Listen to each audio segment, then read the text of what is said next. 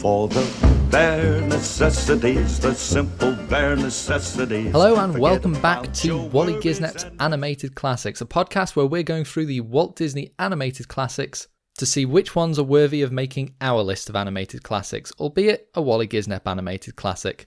My name is Liam, and as always, I'm joined by my very good friend Ben. Ben, what are we taking a look at today? Today, Liam, we are looking at The Jungle Book, the 1967 film based on Rudyard Kipling's short stories that are normally collectively known as the Jungle Books. Liam, going into this one, what were your thoughts, feelings, and memories? I don't know. What were your thoughts, feelings, and memories? Hey, now don't start that again. I have a lot to say on the vultures, but they're at the very end of the film, so I'm going to save those thoughts. Oh, I've been waiting 10 episodes to do that.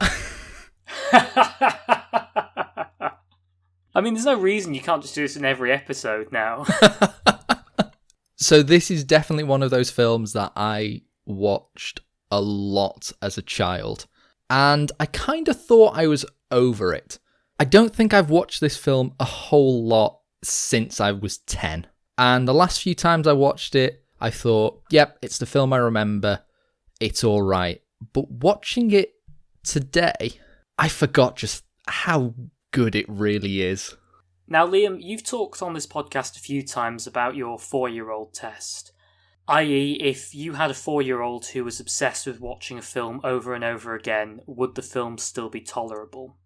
So, in another life, I had a job where, for convoluted reasons, which I won't bother to explain, I saw this film over the space of 3 months about 100 times. Prior to that, I'd say I'd watched it a heck of a lot as a kid, to the point where I already knew it pretty much scene for scene and in some cases line for line, and I've also watched it a few times then. So not only would I say I've seen The Jungle Book more than I've seen any other film, I'd say I've seen The Jungle Book more than anyone has seen any film. Yeah, I was interested to see how you would feel going into this, because I know that you have seen this film a lot. And given that, does it still hold up as a good film, or have its problems sort of risen to the surface? So there's no such thing as an objective view on a film. Least of all when it's a film you grew up watching a lot.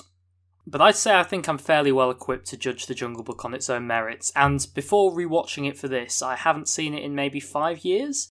I still have a positive experience with The Jungle Book, even though I know it basically line for line. There's still sections that make me laugh, I still enjoy some of the songs, and I think, despite the relatively flimsy plot, I think it does go along at a fair old pace, and yeah, there's a lot of memorable sections. We've talked a little bit about some of the films already, and there's definitely more of them to come, where the film sets up a fairly flimsy sort of structure/framing device, and then it's just a load of unrelated incidents. I feel The Jungle Book does do that, but maybe it's because each of those little vignettes is better, or maybe it's because the overall structure is a bit more engaging, but I feel it delivers that much better than the other examples of this. We'll get to this shortly, but I definitely feel that the inciting incident of The Jungle Book is a lot stronger than some of the flimsier narratives that are coming up. Yes, and those flimsy narratives might not be that far away. I was thinking then, how can I segue this into I've left all my money to the cats?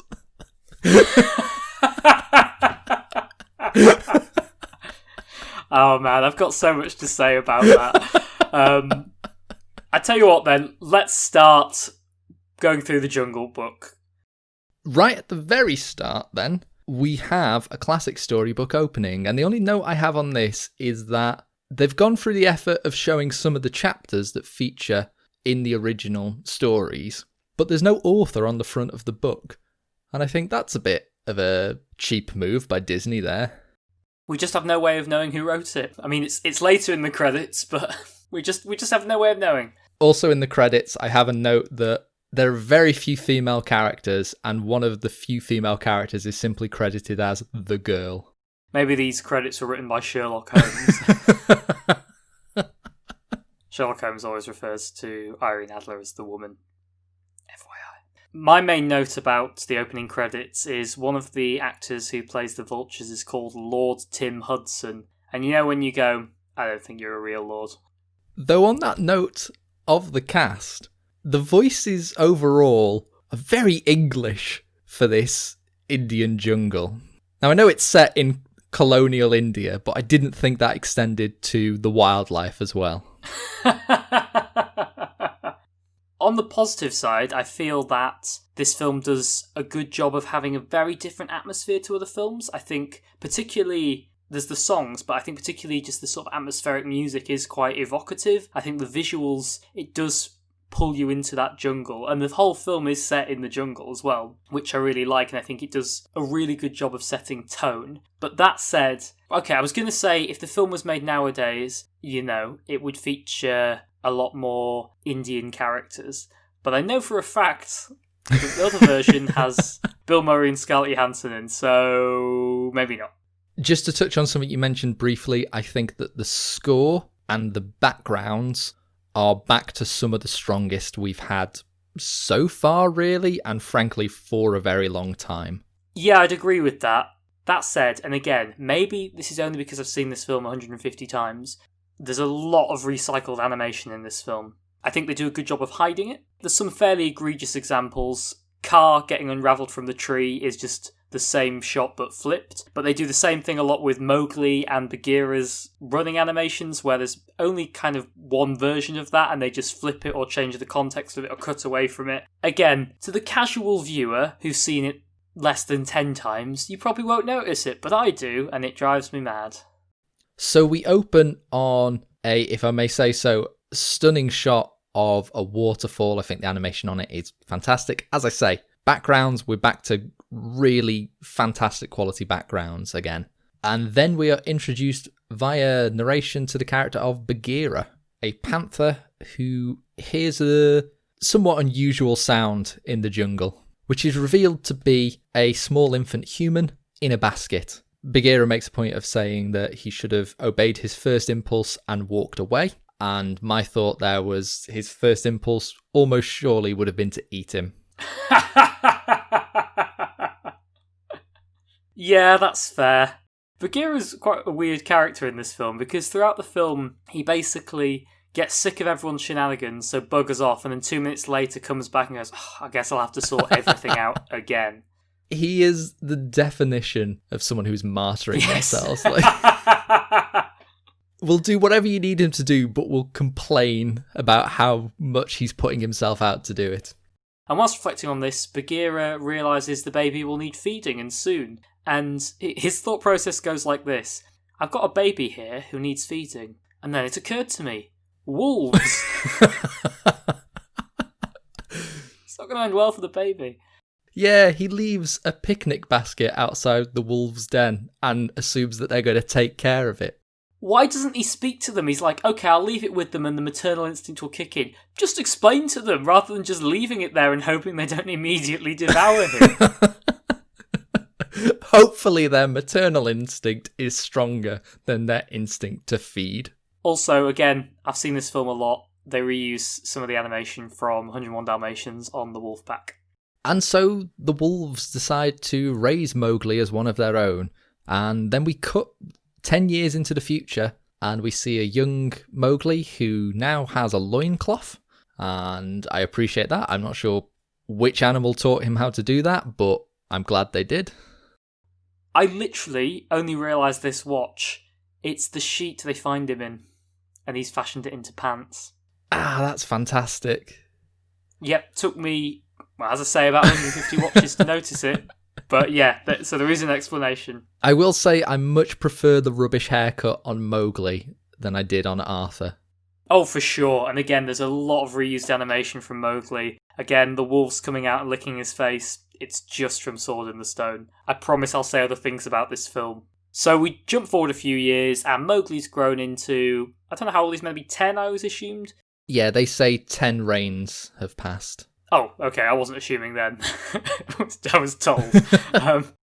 And the wolves have a council and agree that since Shere Khan has come back to their part of the jungle, because he will almost certainly want to kill Mowgli, Shere Khan will kill anyone who gets in his way. Therefore, the wolves are just going to send Mowgli out to die.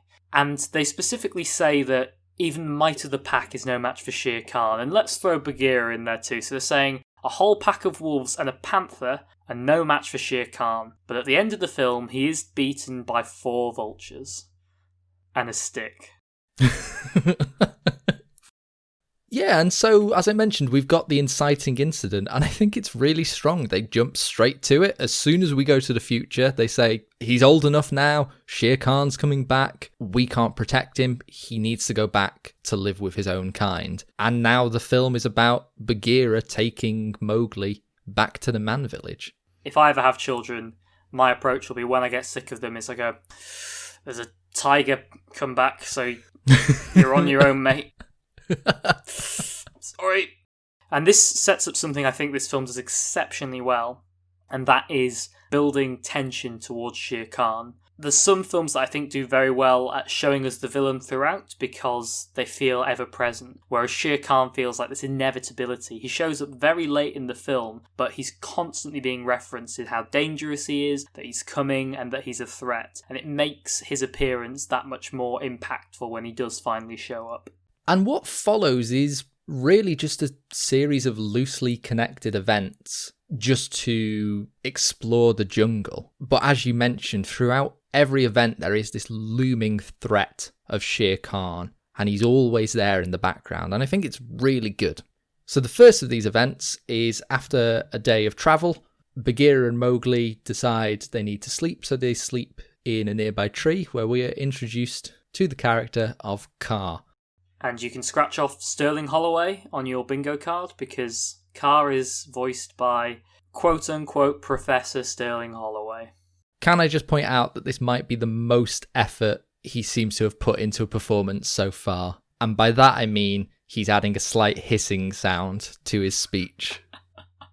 Maybe it's because growing up this was the film I watched the most in which he is in.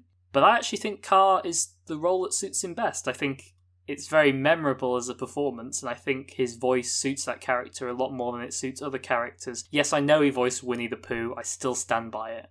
I would agree. I know I was being quite dismissive, but he's giving a really good performance, and it really does suit his voice. I think this was definitely the first encounter I had with Sterling Holloway. Voice acting wise, that is, obviously. What other encounters have you had with it? So Kaa, a Burmese python, I believe, decides to hypnotise Mowgli to try and get him to sleep, which, I mean, he was going to sleep anyway. I've never thought of that. That's an excellent point. Just wait 5 minutes. They'll both be asleep. You can eat them both. I'm not sure that's how Burmese pythons kill their prey. I'm pretty sure they just constrict them and then eat them whole. In fact, is he a python or is he a boa constrictor? I'm going to look this up. This is really important to me. He's not really any kind of snake, is he? Because he's kind of got the length of an anaconda. He throttles things like a boa constrictor. The hypnosis, I guess, is meant to be linked to sort of cobras, because people used to, quote-unquote, charm them with flute music. Yeah, I think it might be a case of Monstro, where they're just an amalgamation of what the animators thought this animal was, rather than doing any actual research. Which, again, it's weird, because the way some of these animals are animated, particularly Shere Khan, he has the weight and the muscle movement that's very, very accurate to the way tigers move. I think with Kaa, they are having a lot more fun with it. And I think, to be fair, they come up with a lot of creative and fun things to do with these long coils he's got. I like the fact his length just seems to vary massively. Sometimes he seems to be about half a mile long when he's wrapped up in a tree. But it's great. I think it's really fun to watch. I always remember in the Genesis Jungle Book game, there is a boss fight against Kaa where he will just pop out from various parts of the screen and his tail will droop in, and you just get this impression that he is just excessively long. Also, I've looked up and he's an Indian python, obviously. Ah, yes. If only we could have worked this out. I feel a bit stupid now. Bagheera sees what's happening and is to the rescue. Kaa tries to hypnotise Bagheera as well, which I think is a very nice little scene. And then Mowgli pushes Kaa out of the tree. So immediately, if we compare to The Sword and the Stone, Mowgli actually does things in this film. He's not completely helpless. He often saves himself, which I really appreciated having just watched The Sword in the Stone. And he's got a motivation as well. He wants to find any reason he can to stay in the jungle. And that's kind of what links his interactions with all these characters, is none of them can quite give him what he wants. And he does even have an arc. So initially he's quite trusting of these characters, and then later on he's kind of more jaded and just wants to be by himself. I mean, he's not the most complex character in the world, but for a 10-year-old, I think, yeah, Mowgli's like a fairly well-rounded and interesting character. So after this encounter, Kaa slinks off into the forest with his tail knotted and his spine all twisted, which I think they have a lot of fun with, as you say, with the animation. Which leads us to our next encounter the next morning, where Mowgli and Bagheera bump into the elephant patrol. Now, when you were talking about British colonialism... So, the elephants, they vary in number. Sometimes there's 6 of them, sometimes there's an endless horde of them, it's not clear. But they are British military soldiers, I guess. They sort of are, it's a bit weird. I think only the Colonel has served, and it's basically got to his head, and he now thinks he should train the other elephants to be British Army elephants. So what you're saying is, it's a military colonel in the jungle who's gone mad. That's a reference to Apocalypse Now, because if we don't say it, it's not obvious. It would have been a much different film if Apocalypse Now was an elephant instead of Marlon Brando. Just, Martin Sheen. Martin Sheen getting to the middle of the desert and just sees a load of people worshipping an elephant. And is it Dennis Hopper as the photographer? Yes. Yeah, and they're all just surrounding this elephant that speaks with a British colonial colonel accent. So yes, we've got the Elephant Patrol, led by Colonel Hathi, voiced excellently by J. Pat O'Malley, doing his Colonel voice, when I think this is the 3rd film he's used it for now, but it's a great voice, so I'm okay with it. I mean, it's more voices than Sterling Holloway's bringing to the table. So yeah, basically, the elephants are constantly drilling and marching across the jungle in an endless existential nightmare. Mowgli, seeing this, decides to join in with the little elephant. Bagheera, in his characteristic manner, just can't be bothered, and he just wants a lion. But he's not a lion. Stop it, Ben.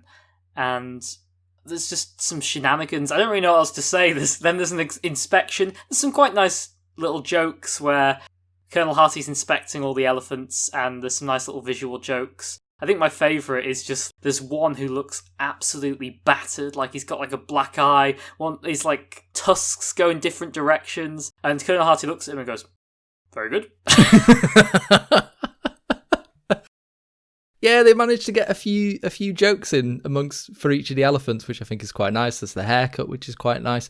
I've always thought the elephant with the stained tusks and who's chewing on some kind of vegetation and there's a bit of it hanging off one of his tusks, I always thought that vegetation looked really tasty. Similar to Popeye's spinach, where I would look at it and go, oh, that looks really nice. I don't have a specific comment about that. I'm just look it up. It doesn't. It looks disgusting.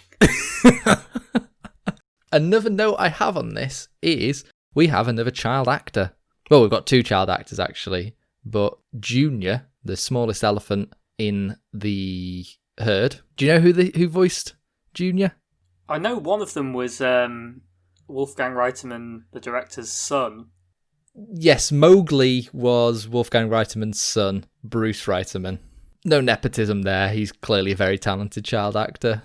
Well, he proved that in The Sword and the Stone with a sterling performance. Maybe that's where the term sterling comes from, Sterling Holloway. It means you dialed it in. Phoned it in, not dialed it in. That doesn't make any sense. But Junior is actually voiced by Clint Howard, famous character actor Clint Howard, who people tend not to associate as a child actor. Despite the fact that both he and his brother Ron Howard started as child actors, they've both moved on to much more successful careers. More so Ron Howard, but Clint Howard is one of the most prominent character actors out there. That's very cool. And Liam, I feel there's two main themes in this podcast. One is uncomfortably discussing how sexy characters are, and the other is being very critical of child actors. In your professional opinion, how would you rate his performance? I think Clint Howard's pretty good. I think he's clearly very young in this role, and the voice is very sweet, but he can deliver a line. Another one of his very early roles is as a childlike alien in Star Trek, and he's very good there as well. It's just bizarre. Basically, I think Clint Howard is the gold standard of child actors, and Clint Howard is now a 70-year-old man. Oh no, he's 60. I feel quite bad now. Oh well. Either way, too old to be doing child acting roles. This scene ends with Mowgli causing a crash, and Bagheera and Mowgli slink off, and while they're slinking off and Mowgli is laughing, Bagheera says it's not funny, and I have to agree with him. When you're a kid watching this film, Bagheera is such a drag, and when you're an adult, you're like, I agree with everything Bagheera says and does. Well, it's funny you say that, because the very next scene is Mowgli deciding that he can look after himself, wanting to stay in the jungle, and Bagheera just says, fine, I'll leave you then. And this is a 10-year-old human boy that Bagheera just leaves to fend for himself. It's like if your child said, I can play in the motorway, and you go, alright then, play in the motorway, see what happens. It's a day into their journey and he immediately gives up, and I'm thinking, now I see why he didn't want to raise the child, because he is a terrible parent. Well, he's doing better than the wolves did. Their plan was just let Shere Khan eat him. But fortunately, it's not Shere Khan who stumbles through, but it is Baloo the bear, voiced by Phil Harris. And I'd go so far as to say, maybe not for me personally, but generally across the Disney canon, Baloo is probably one of the most well-loved Disney characters. My opinion of Baloo seems to fluctuate more than I think any other Disney character. There are days where I'm all for it, and there's other days where I just think he's a bit weird. I think it's really hard to tell how much of that character was in the script and how much Phil Harris brought to it, because it feels like a lot of the lines are sort of semi-ad-libbed, or his deliveries may be different to how they imagined it in the script. Again, I'm not really basing that on anything in particular. I'm just like, that's just kind of the impression I've always got from that performance. Yeah, I get that impression with the character. It feels very much him. A lot of his dialogue feels out of place with the rest of the characters, so I would expect that a lot of it came from Phil Harris himself. Reading up on it, it does say that he improvised a lot of his lines because he didn't feel the script felt natural. An attitude, it seems he took across to his next couple of performances, but I think Baloo is probably his defining one. I think that's what people think when they hear that voice. So I'm going to assume that constantly getting Mowgli to call him Papa Bear wasn't in the script then. Well, a bit later on in the film, Baloo says, "Oh, I love that kid." And I was like, you've known him about 6 hours at this point. I noticed that watching it this time. And Baloo wants to teach Mowgli how to fight, so they have a little scrap, and Baloo impresses Mowgli with his roaring to help Mowgli learn how to roar. Bagheera, hearing this, rushes back because he thinks Mowgli's in danger, and his reaction is fantastic because he's like, "Oh no, it's Baloo!" As if like, "Oh, Baloo's shit." He's like more annoyed than if it had been Shere Khan. They're very much an odd couple, and one thing I like to think of with this film is it always makes me think of Mowgli and his two gay dads. And they're always bickering, and they've got very different approaches to their parenting style, you know, taking it easy versus leaving them in the jungle. This, of course, leads into one of the most popular songs from this era, and that is the Bare Necessities. Liam, how do you feel about this song? Now, as a kid, I was not aware of the word necessities, so my brain always just interpreted a single nonsense word of bare necessities And I don't think it was until my 20s when I looked back and was like, oh, I get what they were singing now. Yeah, there's a few examples of this. One particularly in the mid-80s where I feel kids don't necessarily know the phrase you're doing a pun on. So, the phrase bare necessities, I'd never encountered it before this film, so it was completely lost on me as a kid. That said, I think the song is excellent. The lyrics are a lot of fun, and I do not envy Phil Harris having to record it because there is a lot of tongue twisters in this song. But yeah, it's great. It's very upbeat. It's not my favourite song in this film, maybe because I've heard it so much. But yeah, I think it's a really fun song. One of the things Baloo teaches Mowgli about is eating ants, and I thought, Baloo must struggle to maintain his body mass eating ants. I've only got a couple of notes on this song, and one of them is I've eaten ants, and they're all right. Did you lift up a rock and lick them off the floor? No, I was working on an island off the coast of Cairns, and you're constantly getting bitten by ants, and it just hit a point where I got so frustrated that every time I got bit, I would grab the ant and eat it. Tell the others what you've seen. My only other 2 points about this song are that the prickly pear kebab looks delicious. It does look delicious. And makes me wish I had big claws that I could just spear food with so I didn't have to sting myself eating it. And an esophagus that couldn't feel pain.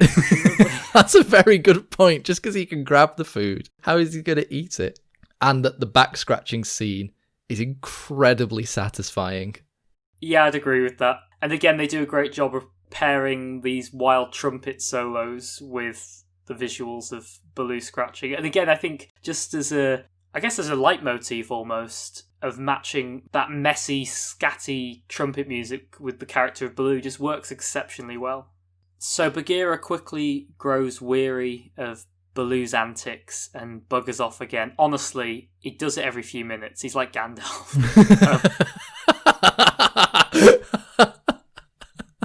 Baloo and Mowgli are sailing down the river, at which point some monkeys see them sailing by and they decide to kidnap him. At that point, it doesn't seem to be for any reason. Baloo tries to fight them, but it goes about as well as it would go trying to fight 50 monkeys. And so Mowgli is kidnapped and taken off to the jungle ruins where he is presented before King Louie, the king of the monkeys, but himself an orangutan. And I'm wondering how this dynamic works. I made a note, but it actually came back to bite me. I made a note saying, he's going to die out very quickly since there's no other orangutans. But then, to be fair, the film does address it, because when Baloo dresses as an orangutan, he's very excited by the prospect. So, well played, Jungle Book. Well played. This is a slight tangent, but I studied the original book at university, and I was sat in a seminar, and someone said to me they were very surprised that the character of King Louie does not appear in the original text.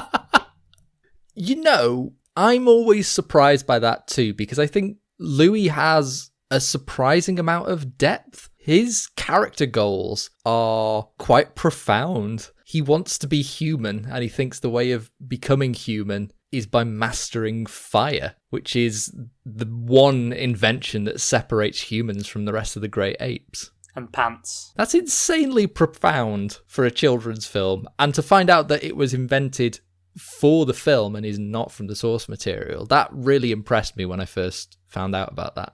Well, if you want to know more about the source material, well, you can read it, but I'm going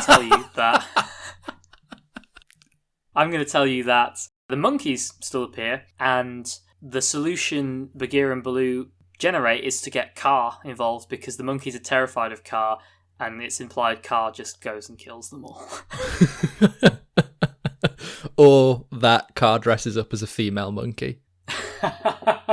So, one of our friends has often pointed out that the whole scheme that Bagheera and Baloo have, they generate a scheme to sneak in, and Baloo's approach is to disguise himself as an orangutan. Bagheera's is to just try and sneak in and get Mowgli back.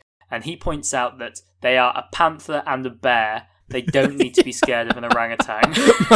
My one point is that these two animals could have murdered every monkey in that ruin. Without batting an eyelid. We have, of course, glossed over the focal point of this scene, which is I Want to Be Like You, which I'd say is probably the best song we've had since Dumbo and since When I See an Elephant Fly. I've got to agree. I've got the same note, and I would go as far as saying it's the best song we're going to see for a very long time as well. I'm just doing a mental check. Yep, you're right. For at least 20 years. So yeah, the song is great. The animation on King Louie is fantastic. There's a bit where he grabs his arms together and is skipping over them. And as someone with constant shoulder impingement, I just get very jealous of him. I can't be the only one who, when King Louie is doing his free-form scatting, is certain that at one point he just starts saying Chewbacca over and over again. I'm going to put the clip in.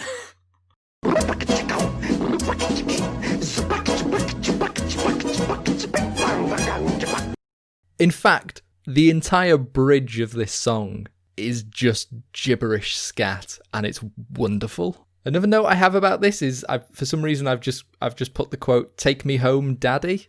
You feel that's a Freudian slip on Baloo's part.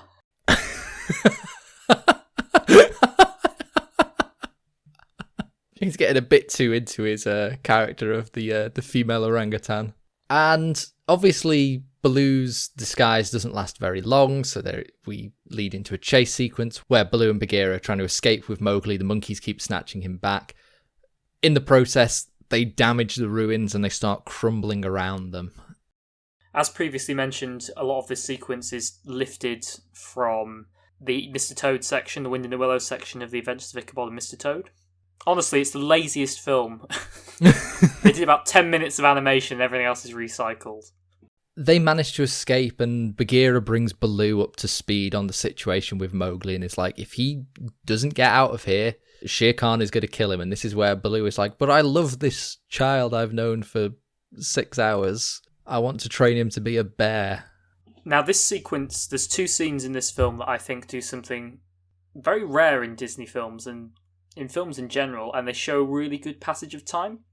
So this sequence, it starts and it's nighttime and they've escaped in the darkness and Mowgli's knackered and they're having a conversation. And as the scene goes on, it literally gets lighter and Baloo talks about getting tired and then he's gone, oh, we've talked until morning.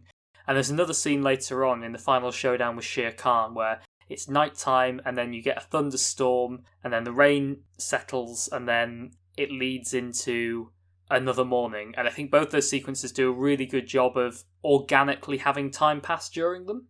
This one in particular gets me every time. I think it's wonderful. There is the sequence where Baloo is fighting against Bagheera and he doesn't want to give up Mowgli, but he knows that it's for the best. And eventually he just says, all right, but can't I just wait until morning?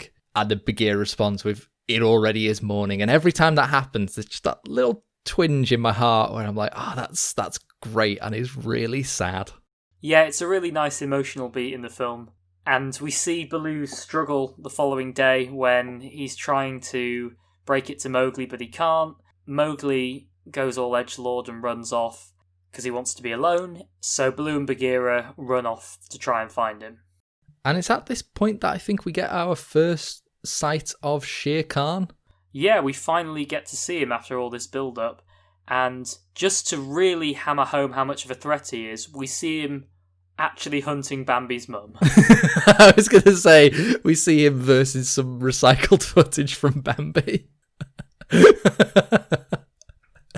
It is literally Bambi's mum as well, isn't it? Yeah, it is. Now, I feel Shere Khan, certainly from this period in Disney, is one of the best villains. I feel particularly around casting. Shere Khan's played by the actor George Sanders, who is one of the very few actors that we've discussed that I was actually familiar with from other stuff. He won an Oscar for All About Eve, which is a very well-known, critically acclaimed film. He was also in an adaptation of The Picture of Dorian Gray, and both the characters in those films are somewhat queer-coded, I'd say. And Disney even said that this character, they lent into George Sanders' presence a lot. If you see footage of him acting and run it against the way Shere Khan looks and his mannerisms, they are very, very similar. I think he just nails this role. It's one of those instances where, kind of like the Genie or Ratigan, where they've looked at an actor and gone, we're going to sculpt this role around this persona, rather than, here's the character, let's get an actor in who can do that. If you really want to see this in action, I suggest looking up his performance in the Batman TV series as Mr. Freeze. I was so certain you were going to say Rebecca. I was sure you were going to pick Rebecca. And so, after we've been introduced to Shere Khan, we go back to Mowgli, who is now a very different character. Like, he feels like he's been betrayed by everyone at this point, and all of his trust is gone. And alongside this, we're getting parallels, revisiting characters from the first half of the film, albeit now everything's a bit more serious, a bit more dark. First, got a scene with Bagheera bumping into the Elephant Patrol and asking for their help. But Mowgli, meanwhile, has bumped in once again to Kaa. And Kaa, to be fair, he just does exactly what he did last time, in that he hypnotises Mowgli, wraps him up, and then plans to eat him. This time he does sing a song, though, Trust in Me, which is fine. This film has 8 songs in it. And 2 of them are memorable. I have a note that it was this scene that really made me realise, but everyone's interaction with Mowgli just feels like they're trying to seduce him in some way. It's like the Divine Comedy. And I suppose in a way they are. They're all luring him in some way, whether it's to eat him or eat him. It's only to eat him. What am I talking about? Well, I guess Baloo was... Oh, to eat him or to train him to become a bear. But once again, Kaa is interrupted by a big cat, this time in the form of Shere Khan, who interrogates him in a very badass way. Again, Shere Khan just exudes this calmness and the confidence of a character who is in control and is powerful. At one point, Kaa tries to hypnotise him and he's like, no, I'm not bothered about any of that, and just stops him, which is great. But because of the interruption, Mowgli breaks out of his trance and is able to kick Kaa off the tree in a very similar way to last time. To the point where Kaa looks in the direction that Mowgli is no longer in because he's recycling the same bit of animation. I said he's recycling. He's not recycling it. The animators are. And I think it's at this point that Mowgli's at his lowest point, and he sort of dejectedly leaves the forest into the plains where he bumps into the vultures, and they sort of chide him a bit for being on his own. Now, let's talk about the vultures. Apparently, Disney wanted these 4 characters to be played by the Beatles. John Lennon didn't want to do an animated film for 2 years, apparently, because then they made Yellow Submarine, but hey. Now, this is where I find it quite weird, because anyone watching this film will tell you, yep, those vultures are based on the Beatles, and their visual design broadly is. But only one of them is impersonating a Beatle. So the George Harrison bird is very clearly doing a George Harrison impression, but the other 3, they're just doing random voices. I always thought the John was closest. Which are you considering to be the George Harrison bird? The one with the hair covering his eyes. Oh, I suppose. Okay, yeah, no, you're. So I thought that's George Harrison. The bald one's Paul. The blonde one's I love John. that the bald one is Paul. The short, fat, bald one. The one that's not even remotely based on a Beatle. That's Paul. Look, there's a visual metaphor during the song That's What Friends Are For, where it establishes how the Beatles built their music. Because first there's Paul at the very basis, then there's John, and those 2 form the foundation. Then there's George on top, who's still adding something, and also Ringo's there. It's alright. They're all just doing generic English, slightly Liverpudlian accents, but there is an impression out there that is just generically a Beatle, but none of them in particular. So they're sort of doing the early Scouts from the 60s. It's what people sort of associate with the Beatles. And it's none of them in particular, but people listen to that and they go, that's a Beatle. Laziness is the word I choose. Interestingly, there is an earlier recording of the song That's What Friends Are For. So it's kind of done in like a barbershop style in the film, but there's an earlier recording which features Rocky the Rhino, who we mentioned from an earlier podcast, and if Liam's going to do an impression, so am I. because he goes, that's what friends are for. But the rest of the song, thank you, the rest of the song is a lot more Beatles in style. It's like, that's what friends, yeah, they are for, yeah. When you edit this, Liam, just put in the clip. Don't have me sing it, because it's shit. And when you're lost, in dire need, he's at your side, at lightning speed. And when you're outside looking in, who's there to open the door? That's what friends are for. Again, they clearly wanted to go in that direction, so it's quite weird that they go, oh, these birds are sort of the Beatles, but they don't really look or sound like them, and they don't sing like them. I don't know. They should have either, when they couldn't get the Beatles in, they should have changed it.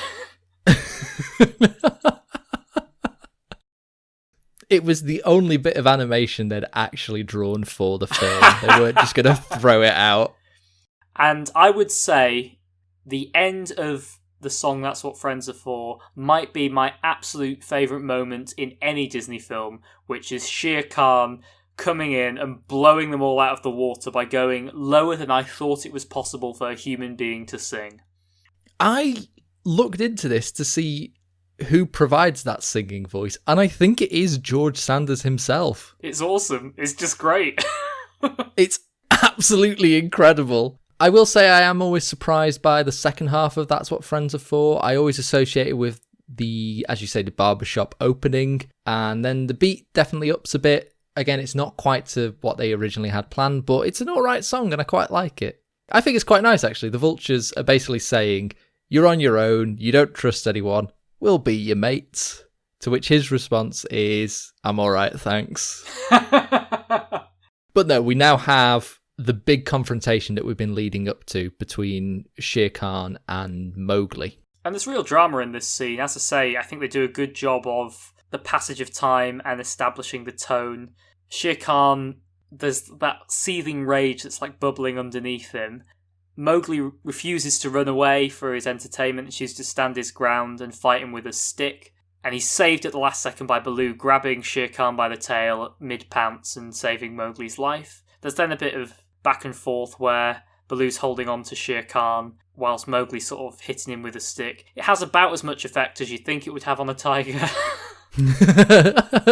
You say that there's some tension in the scene, but I think the tension only really starts when Baloo shows up, because up to this point what we have is we have a fully grown tiger versus a 10-year-old boy, and the boy is refusing to run away. And all I'm thinking is, I know exactly how this is going to end.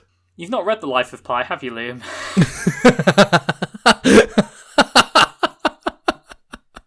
I assume The Life of Pi ends in much the same way.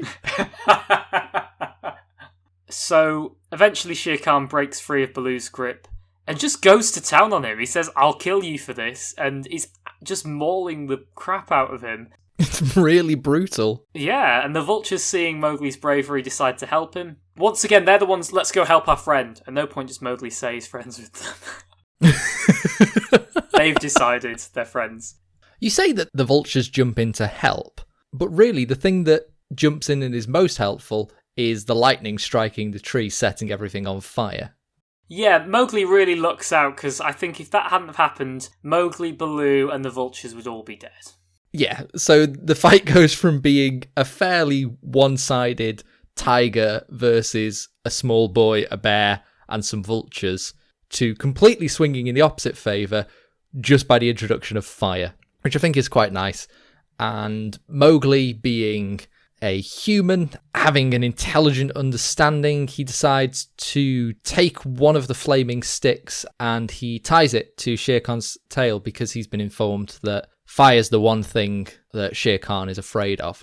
And it works. It's tied to his tail and he completely panics and runs away, but not before having seemingly dealt a lethal blow to Baloo.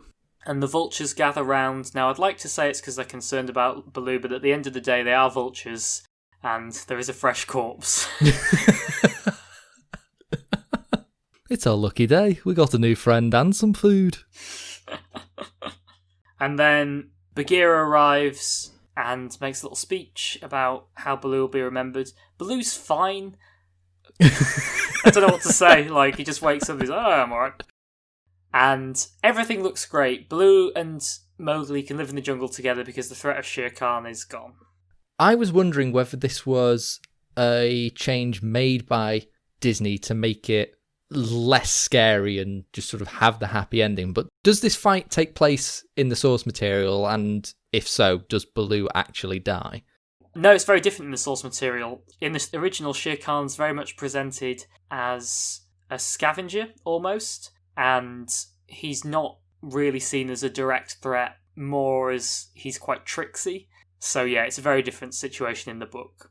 So in that case, it is a from the ground up fake out. Yeah. Of which Baloo is just fine. He is risen. And interrupting all this, Mowgli hears a singing voice, and he runs across to the river and sees the man village and a girl from there collecting water. The only two notes I have these are that Baloo says, forget about those are nothing but trouble, referring to women, and that the final song is just about the cyclical nature of the patriarchy.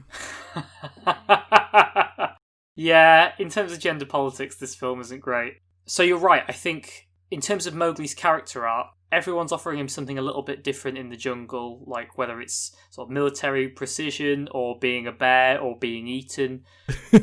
But I like that the conclusion is that it's not that there's nothing to keep him in the jungle, it's there's something to take him away from it. As a kid, I didn't really understand it or enjoy the ending, and I think it's a bit weird in terms of like her giving him the long batting eyelashes and stuff, but I think fundamentally Mowgli connecting with another human being the driving force works really well. On the subject of the original, Mowgli does go back to the man village, and they find him too feral, and he finds them too boring, so he goes back to the jungle. That is what I would have expected to have happened. I've always wanted to just see the scene immediately after he returns. The girl returns to the village, and they're like, you were supposed to get the water, where's the water? And then they see carrying the water, just a feral boy following her. Neitha, we've told you about this. We put him in that basket and sent him down the river for a reason. We didn't want him back. We thought we'd got rid of him. It's been 10 years. I like to think that this scene was a lot of incels' first exposure to their problematic views towards women manipulating men. And the opinion that women should just throw them at them for no good reason, no matter how scratty they are, stood there, unkempt in their pants. I'm going to stop talking about incels. I'm very scared of them as a community. And then Baloo and Bagheera kind of shrug and say, well, that's where he's meant to be. And then, I love this ending. Baloo just kicks off into a reprise of the bare necessities, Bagheera joins in, and they just walk off arm in arm back into the jungle, and there's a lovely trumpet solo, and that's it. That's how the film ends. It's basically the ending of Casablanca. Yeah, it basically is. It's really nice. And that's how we close the Jungle Book. Liam, how was that for you? As I said, I thought I was over this film. I'd seen it a lot, I hadn't seen it in years, and I always knew it as being a fairly simple film. But I think it's really pretty good. If you can overlook the technical aspects, which is asking a lot, I do think this is a really solid film. Yeah, I'd agree. I don't really have many negative things to say about it, to be honest. Other than my criticising its recycling animation, but to be fair, I think that's very standard for this time, and I don't think it makes the film look bad by any stretch. I don't know if there's any particular standout sequences either. I think there's some really nice pieces of animation, and as I say, particularly the animation around Shere Khan. But yeah, I think it's a really solid film. You might be wondering why we can be so favourable to this when we've been quite harsh on some similar simple films. And I think even just comparing this to The Sword in the Stone, which we looked at last week, the key difference is the inciting incident here is immediate and incredibly strong, and that looming threat exists throughout the series of events that follow, whereas some of those looser films, there's not really that strong through line that exists in them. Whereas here, it's there the whole time, you see change within Mowgli as a result of these actions, and the conclusion has been built up from the very start, which, for such a simple narrative to achieve, is very impressive. But before we pass final judgment on the Jungle Book and decide whether it gets added to the list of Waly Gisnep's animated classics, Liam, is there anything else we need to talk about. Oh, I really want to skip it this week. Go on. Before we can decide whether or not this film makes it to the list of Waly Gisnep's animated classics, we first have to decide who we think is the sexiest character in the Jungle Book. Okay, Liam, I'm going to try and make it easy for you. In terms of the character that's the most sexualized, it's very clearly the girl at the end. But because she is a young girl, we're discounting her for obvious reasons. Therefore, the only viable option in my eyes is Shere Khan. You've basically just summarised my feelings. I think there's clearly an uncomfortable sexualisation of the young girl at the end, who has no other character other than to be a sexualised siren luring Mowgli back to the village. And once you've discounted her, there really is only one powerful source of virile energy, and that is the absolute unit of Shere Khan. That voice itself will do things to you. He's smooth, he's sexy, everyone in the jungle fears and or respects him, and the performance is just one of the best in the film, if not the best in the film. I think really my only criticism is at no point does anyone shout through the jungle, Khan! Well, it would have been before a bit too premature for that, I think. I don't even think Star Trek had aired at this point. Oh no, definitely not. It's 67, so it depends on the time of year, but definitely not the film, and definitely not the season 1 episode. I'm not going to go down. I've been watching a lot of Star Trek recently. It's really good. And on that note, Ben, we just need to decide, does The Jungle Book deserve a spot on the list of Waly Gisnep animated classics? So far we only have 3 films on the list. Now this might be controversial, but for me, The Jungle Book is a yes. Going into this, I wasn't sure how I was going to feel about it, but having just watched it, it really is fantastic, and it is something special. There's no film quite like it. Aside from the innumerable remakes. At least within the animated classics catalogue, it really is something quite special and quite unique. And for that reason alone, I'm going to have to agree, and I think it's got to go on. Another reason would be because if this film wasn't going to make it, it would be a very long time before anything else was in consideration. I've talked about a lot of the specifics I like about this film, a lot of the detail I've noticed and appreciate. I think really the highest praise I can give is, as someone who's watched this film so consistently and so frequently, for me to still be able to enjoy it and get something out of it, and feel those emotional bits still make me laugh. And honestly, every time I see Bagheera and Baloo walking back into the jungle at the end, I just feel so satisfied with the experience I've had, the adventures I've had with those characters in the jungle. Yeah, I think it's a great film. Is that just because you're reminded of when they reused the animation of Robin Hood and Little John walking into the jungle?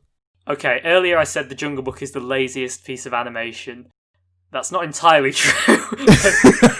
One film they skimped on even more, but we will come to that.